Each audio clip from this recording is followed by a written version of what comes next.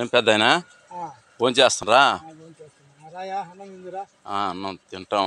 ఏం చూద్దామని చాలా రోజుల నుంచి వీడియో నీ గురించి తీయాలని చెప్పి ఆశతో ఇట్లా వచ్చాము. ఒకరోజు నాకు చెప్పే మాటలు దానికని నేనే ఆలోచించి అందరికి ప్రజలకు కూడా తెలపాలని చెప్పి నా కోరిక. నేను చూస్తూనే ఉంటాను తోటల్లో.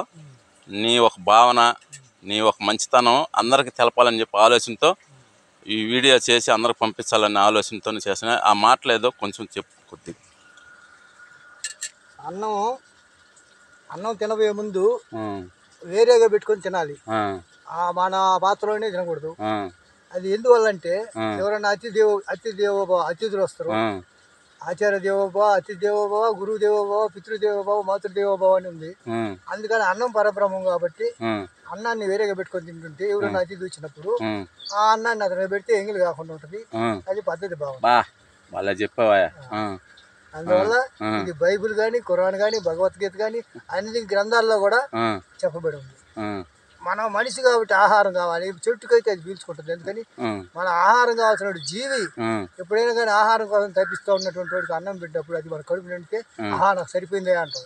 డబ్బులు ఎంతైనా ఇచ్చినా, ధాన్యం ఇచ్చినా, బంగారం ఇచ్చినా తృప్తి ఉండదు.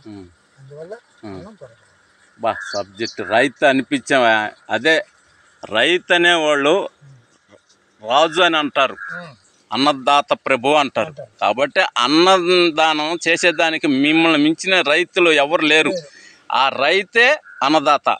కాబట్టి అందరు కూడా ఈ వీడియో చూసేవాళ్ళు ప్రతి ఒక్కరు కూడా తెలుసుకొని అన్నాన్ని పారేయకుండా 10 మందికి ఆకలేసే వాళ్ళకి పెట్టాలని చెప్పి ఈ వీడియో తీసినాను.